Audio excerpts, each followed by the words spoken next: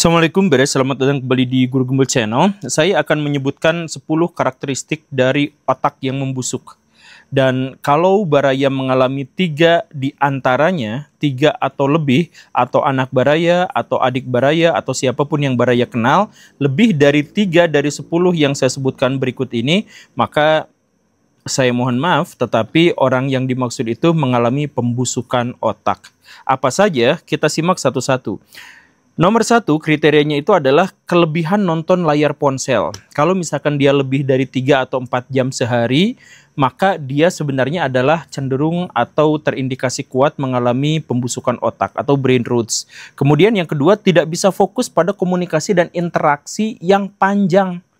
Jadi mereka tuh senangnya yang pendek-pendek dan mereka tuh gampang terdistrak gitu.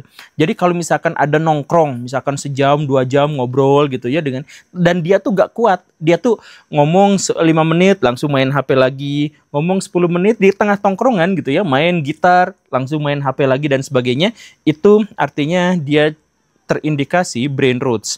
Yang ketiga, senang pada informasi yang pendek dan instan. Jadi kalau nyari informasi, misalkan dia lagi baca buku, misalkan lagi nyari informasi, dia cari aja kata kunci yang dia butuhkan, sisanya yang lain mah diabaikan, di scroll ke sana ke sini gitu.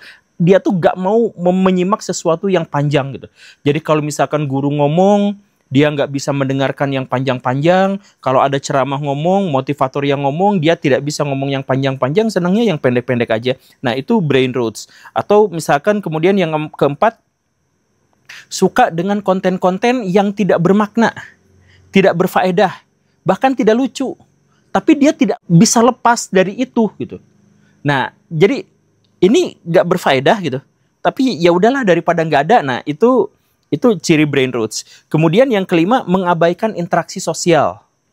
Jadi nggak lagi suka main bola, suka lagi ngobrol sama tetangga, sesalaman sama tetangga, basa-basi busuk sama tetangga, sama teman-teman, relatif tidak suka. Kemudian menunda-menunda pekerjaan dan tugas. Jadi misalkan gini ya, ambilin jemuran di jemuran tetangga. Ntar mah. Ntar. Nah gitu ya. Atau misalkan, aduh saya sama si bos disuruh ngerjain harus selesai sekarang. Tapi ini dulu istirahat dulu, guling-guling dulu. Nah kayak gitu. Dia relatif untuk menunda-nunda pekerjaan. Kemudian yang nomor 7-nya sering gelisah kalau dia tidak memegang ponsel dalam waktu yang lama. Kemudian impulsif. Langsung gitu ya. Kemudian mudah menyerah, mudah ngambek, mudah stres, mudah depresi. Itu yang ke-9. Kemudian dia itu menganggap bahwa generasi yang lain itu buruk gitu. Jadi misalkan generasi yang lebih atas, bapak-bapak, ada gitu generasi milenial mah gini-gini pikirannya. Jadi gap antar generasi itu sangat senjang. Nah, kalau Baraya menemukan 3 atau lebih dari 10 kriteria yang saya sebutkan tadi, maka itu terindikasi kebusukan otak atau brain roots. Apakah itu berbahaya? Soal berbahaya tunggu dulu, tetapi yang jelas fenomena brain roots itu menjadi sesuatu yang berbahaya karena itu dialami oleh anak-anak kita. Generasi yang lebih muda, generasi Alpha, Gen Z, dan lain sebagainya. Makanya salah satu indikasi yang paling kuat adalah dengan kemunculan tralalelo tralala, bombardilo krokodilo, tung tung tung tung tung tung tung tung tung tung tung sahur, dan teman-teman yang sejenis dengan itu. Nah, bagaimana bisa karakteristik dari anomali yang lucu-lucu itu justru menjadi salah satu kriteria utama brain roots yang ada di anak-anak kita? Simak videonya sampai tuntas karena ini adalah sesuatu yang sangat penting, sangat urgen, dan sangat berbahaya. Yuk kita mulai.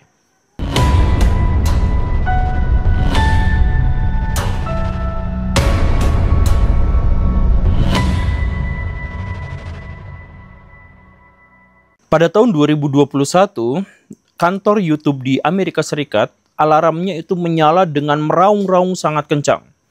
Apa yang menjadi masalah adalah karena YouTube menemukan sebuah indikasi tentang adanya pesaing yang lebih kuat dan bahkan bisa merontokkan mereka. Apa itu? TikTok. Kenapa TikTok bisa menjadi pesaing dan bisa meruntuhkan YouTube? Karena TikTok itu lebih paham psikologi manusia. Dan kaitannya, interaksinya dengan apa yang terjadi di dunia saat ini, yaitu banjir informasi besar-besaran akibat internet. Jadi semua yang kita butuhkan, semua yang kita inginkan, semuanya ada di media digital dan sangat mudah diakses oleh manusia. Bahkan informasi-informasi yang tidak dibutuhkan oleh manusia itu bisa diakses bahkan tanpa sengaja. Nah, ini menyebabkan apa? Ini menyebabkan orang-orang ketika dia berinteraksi dengan media sosial dan media digital, dia membutuhkan informasi yang sangat cepat, sangat akurat, sangat efisien, dan to the point. Dia tidak suka sama informasi-informasi yang panjang dan bertele-tele. Dia tidak suka dengan informasi-informasi yang terlalu dalam. Pokoknya yang di permukaan dan selesai hanya bisa dengan membaca judulnya saja. Itu yang diharapkan oleh orang-orang zaman now terhadap sebuah informasi dan berita. Bahkan terhadap hiburan dan entertainment. Karena apa? Karena mereka sekarang kebanjiran informasi. Jadi pengen video-video yang pendek. Nah, wawasan itu digunakan oleh TikTok untuk akhirnya menyediakan layanan video-video juga yang pendek-pendek. Semenit atau kurang dari itu. Dan luar biasanya apa? Benar, TikTok langsung bisa mengeksplorasi dan mengeksploitasi otak manusia agar menjadi adiktif terhadap video-video pendek mereka. YouTube tidak bisa mengantisipasi hal yang seperti ini sebelumnya, dan karena mereka akhirnya menyadari bahwa TikTok lebih benar dalam hal mengadaptasi kecenderungan manusia terhadap teknologi dengan video-video pendek, maka terpaksa YouTube akhirnya bikin short video, kemudian Instagram juga bikin video-video yang pendek, Reels misalkan, dan lain sebagainya. Banyak sekali video-video sekarang bertebaran yang sengaja diformat menjadi sangat-sangat pendek. Kan begitu. Dan karena itu apa? Menyebabkan otak manusia itu kelebihan muatan, kelebihan informasi, kelebihan dopamin, kelebihan kesenangan dari video-video pendek yang di-scroll begitu banyaknya. Jadi bahkan video yang sangat bermakna pun menjadi tidak bermakna. Karena dulu mah ada fun fact gitu yang menyenangkan, ada trivia yang saya belum tahu. Sekarang semua orang juga memiliki trivianya. Sekarang semua orang menyimpan informasi yang tidak diketahui sama orang lain, dan itu akhirnya apa? Membuat otak menganggap bahwa itu tidak lagi bermakna, membuat otak menganggap bahwa sesuatu itu tidak lagi penting dan menarik. Akhirnya apa? Ya akhirnya terjadi pembusukan pada informasi-informasi itu. Akhirnya orang-orang kecanduan tetap pada informasi-informasi dan entertain yang pendek-pendek karena itu dopamin mereka bekerja di situ. Tetapi apa yang mereka dapatkan, apa yang otak mereka itu miliki, ya tidak ada. Dapat lucu, lupa lagi, dapat lucu, lupa lagi, informasi penting, lupa lagi. Udah mereka tidak bisa mengakses dan merasakan informasi yang panjang, informasi yang pendek pun mereka gagal untuk menemukan maknanya. Dan akhirnya apa? Ketika itu sudah menjadi pembiasaan, otak kita pada akhirnya mencari sesuatu yang penting bisa ditonton, yang penting bisa dilihat, bahkan ketika dia anfaedah sama sekali. Pembusukan otak ini pada akhirnya bisa kita lihat dengan salah satu yang viral di tahun 2023. Apa itu? Skibidi Toilet. Baraya coba cek video-video Skibidi Toilet itu. Apa serunya di situ? Gak ada. Apa pentingnya di situ? Gak ada. Apa entertainnya di situ? Gak ada. Bahkan disturbing. Jadi menceritakan kepala yang muncul dari lubang toilet. Itu sadismenya ada, joroknya ada, kejijikannya ada, dan biasanya visualnya juga mengerikan. Dan bayangkan Baraya, itu bukan hanya tidak bermakna, bukan hanya tidak penting, bukan hanya tidak ada informasi yang bisa kita gali di situ, tetapi itu viral. Anak-anak kita seneng nonton itu. Artinya apa? Anak-anak kita mengalami kecemasan yang luar biasa yang tidak terbahasakan gara-gara dia terlalu banyak menonton media sosial dan media digital. Dia dopaminnya terus-terusan dikuras, dia kesenangannya terus-terusan dieksploitasi, dia tidak tahu, dia nggak bisa membahasakan kecemasannya ini. Dan ya namanya juga masih anak kecil. Akhirnya apa? Ketika ada sesuatu yang tidak bermakna, tidak penting, tidak lazim, itu menjadi daya tarik buat diri mereka sendiri. Sekali lagi, ketika anak-anak Baraya suka pada Skibidi Toilet, jelas itu ada gangguan mental di situ. Mungkin anak Baraya atau adik-adik kita itu tidak lagi mampu menemukan satu makna yang menghibur. Dan waktu kemarin misalkan saya ngobrol sama Tretan Muslim juga mengakui bahwa anak-anak yang lahir di tahun 2000 sekianan itu bahkan cara berkomedinya pun aneh gitu, absurd gitu. Indra Frimawan itu kalau ngejokes itu kan butuh otak kita untuk mikir gitu. Tapi kalau misalkan jokesnya yang generasi Alpha, Gen Z dan lain sebagainya, itu bahkan lebih nggak jelas lagi gitu. Ya karena apa? Ya karena mereka sudah benar-benar memahami dunia ini dengan cara yang berbeda. Dan pada akhirnya kita menemukan ada fenomena yang bahkan lebih berbahaya daripada Skibidi Toilet. Yaitu apa? Yang tadi itu Italian Brain Rot Anomaly. Jadi termasuk tungtung sahur yang sebenarnya buatan Indonesia itu dan seharusnya kita banggakan. Tapi saya mohon maaf dalam hal ini menjadi indikasi penting bahwa anak-anak kita mentalnya, otaknya, intelektualnya lagi terancam. Mereka gagal untuk menemukan eksistensi, mereka gagal untuk menemukan makna-makna dari apa yang dia lihat. Sekarang saya ingin Baraya mengerti apa masalahnya di sini. Waktu kita kecil, generasi saya kecil, saya nonton film Doraemon. Film Doraemon itu banyak absurdnya. Tetapi ceritanya itu berjenjang, berkesinambungan dengan kausalitas yang jelas dan tegas. Pasti dengan karakter-karakter orangnya yang mewakili realitas kehidupan. Nobita yang pemalas, Giant yang otoriter, dan lain sebagainya itu benar-benar bisa kita pahami. Kemudian ada juga orang yang suka dengan Superman. Kenapa orang suka Superman? Karena orang itu sebenarnya adalah orang-orang yang ingin menjadi pahlawan, orang yang berimajinasi menolong orang lain. Dan ketika dia gagal untuk bisa melakukan itu, maka dia senang pada karakteristik Superman. Artinya apa yang kita tonton sebenarnya mewakili apa yang ada dalam benak kita. Jadi kita senang Doraemon, artinya kita adalah seorang imajinatif. Kita senang Ultraman, kita senang Superman, artinya kita sebenarnya adalah orang baik yang ingin membantu orang lain. Kita senang SpongeBob SquarePants, misalkan betapapun absurdnya kartun itu mewakili keinginan kita untuk satir, untuk menyindir realitas yang kelam. Kan begitu. Jadi apa yang kita tonton dan apa yang kita sukai mewakili apa isi otak kita, apa isi hati kita. Begitu. Nah, sekarang saya tanyakan kepada Baraya, bagaimana ceritanya kalau misalkan anak-anak kita itu suka pada Bombardilo Krokodilo, atau Tungtung Sahur, atau Ballerina Cappuccina. Tayangannya secara visual absurd. Ceritanya absurd, nggak ada kebersinambungannya sama sekali. Kemudian narasinya pun absurd dari AI. Jadi semuanya dari AI, semuanya absurd, semuanya nggak nyambung, semuanya tidak sesuai dengan realitas. Bahkan mengkhianati realitas itu. Anak-anak suka. Artinya apa? Anak-anak kita sudah hidup di dimensi yang lain, di dunia yang lain, yang sama sekali tidak kita mengerti. Dan bahkan anak-anak juga tidak tahu kenapa mereka suka dengan itu. Itu kan absurd.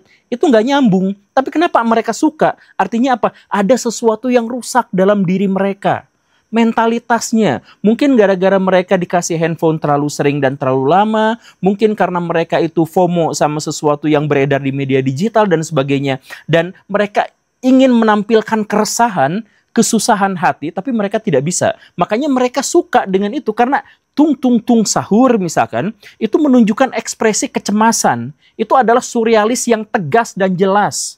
Itu mengandung sesuatu yang absurd, yang sama sekali tidak sesuai dengan realitas. Gitu kan?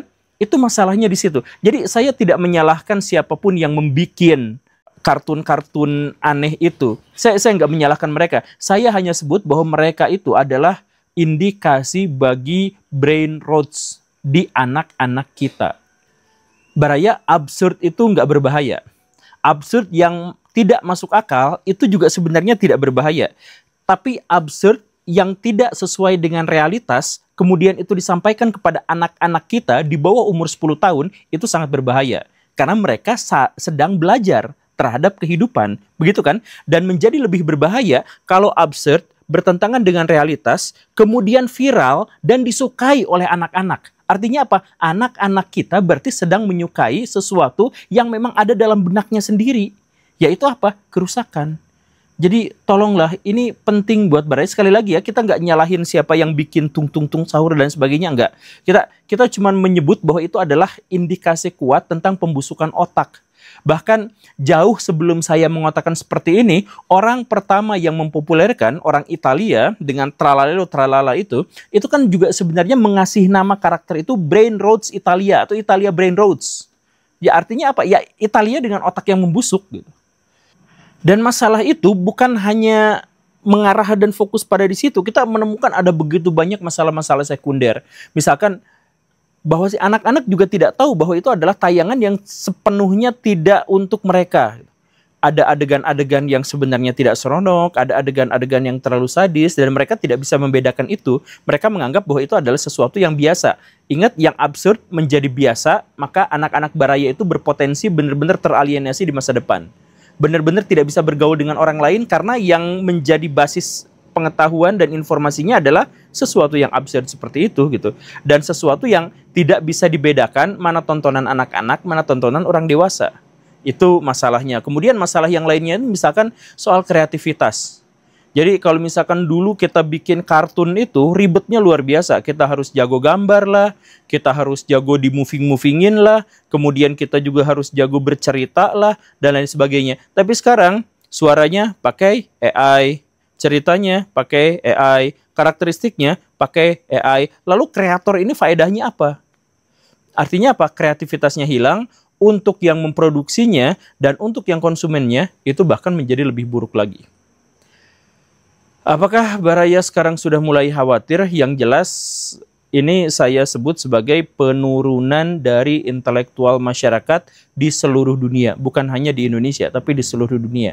Di banyak episode saya jelaskan bahwa peradaban manusia itu kan terus-terusan nanjak, naik terus. Dulunya awalnya pertama menemukan api, kemudian dia menemukan besi. Dari besi itu mereka menemukan informasi dan pengetahuan tentang metalurgi. Setelah itu mereka gunakan untuk perang. Dari situ mereka menciptakan sistem pemerintahan, ada hierarkinya. Mereka mulai saling serang satu sama lain. Dalam serang-serangan itu mereka bertukar kebudayaan, mengakumulasikan pengetahuan. Akhirnya muncullah sebuah kerajaan besar, muncullah kekaisaran besar. Lalu setelah itu mereka berperang satu sama lain. Kemudian dari situ ada revolusi industri, ada revolusi ilmu pengetahuan, ada revolusi Prancis dan sebagainya. Perkembangan otak manusia itu berkembang terus-terusan dengan akselerasi yang semakin lama semakin cepat. Ada nggak titik batas akhirnya? Ada. Kapan? Sekarang. Kenapa harus sekarang? Karena bagaimanapun kecerdasan manusia, intelektualitas manusia, temuan-temuan dan peradaban manusia itu harus lungsur, harus habis karena sejak awal peradaban manusia didorong oleh kebutuhan dan keinginan untuk memenuhi hasrat hewani mereka, untuk memenuhi kebutuhan biologis mereka. Jadi kita menemukan misalkan alat untuk begini, alat untuk begitu, ya tujuannya adalah agar kita bisa tidur enak, bisa makan enak, melakukan perjalanan yang enak, berpasangan yang enak, berkeluarga yang enak gitu kan. Semuanya adalah kebutuhan-kebutuhan biologis yang dibalur dengan keenakan. Itu adalah tujuan dari pengetahuan, itu adalah tujuan dari peradaban. Nah, karena walaupun intelektualitas itu naik terus, tapi karena otak kita sebenarnya tetap adalah otak biologis, ya pada akhirnya tetap ada ujungnya. Dan ujungnya itu adalah ketika sekarang terjadi. Saking banyaknya informasi dan kesenangan, kita bosan sendiri dengan itu. Akhirnya bahkan yang absurd sekalipun kita simak itu, bahkan kita menjadi ketergantungan terhadap sesuatu yang absurd itu. Anak-anak kita menjadi seperti itu mungkin adalah tanda bagi awal mula kemunduran peradaban manusia, dan akhirnya mungkin ke depan kita akan menjadi kembali ke arah manusia purba. Ketika AI semakin lama semakin cerdas, manusia semakin kesini semakin bodoh. Silahkan pikirkan apa yang akan terjadi di masa depan. Terima kasih karena sudah menyimak. Saya Guru Gembul. Assalamualaikum warahmatullahi wabarakatuh.